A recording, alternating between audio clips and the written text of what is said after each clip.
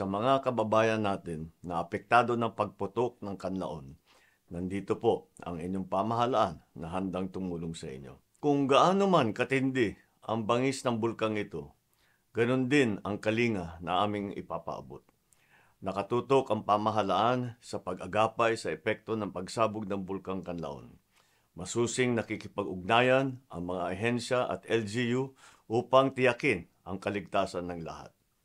Mahigit 45,000 residente ang linikas na mula sa 6-kilometer radius danger zone, habang target naman na ilikas ang kabuuang 84,000 na katao. Tinitiyak ng DSWD na sapat ang mga family food pack, non-food item, malinis na tubig, hygiene kits para sa mga evacuation center. Inatasan ko na ang Department of Budget and Management na magpalabas ng pondo para sa mga nasalanta.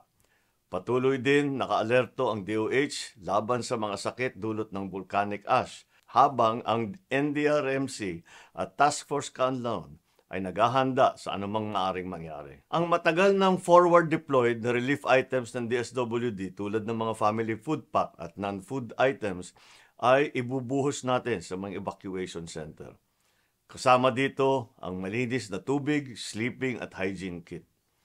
Inilagay ko na rin sa high alert ang lahat ng unit ng AFP, PNP at Bureau of Fire Protection sa buong isla ng Negros.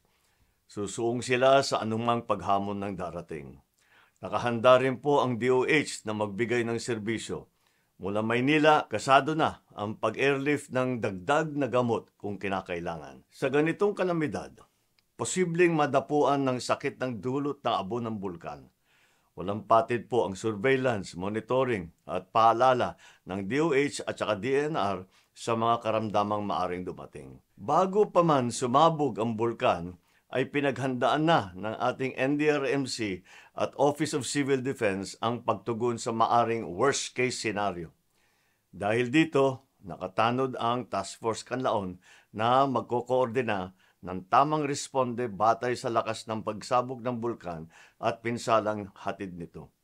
We will step up. We will level up. Any escalation in damages and destruction will be met with a stronger government response. Malaki ang papel ng komunikasyon sa mga araw na ito. Truth will save lives. Fake news will kill. Effective disaster response is anchored on reliable information. That's why PhilVox will continue to issue around-the-clock advisories in language that is clearly understood to all our kababayans. Nakikiusap ako sa lahat, lalo na sa ayaw lumikas na sumunod sa babala ng ating mga otoridad. Mas mahalaga po ang buhay kaysa ari-arian. Maraming salamat po.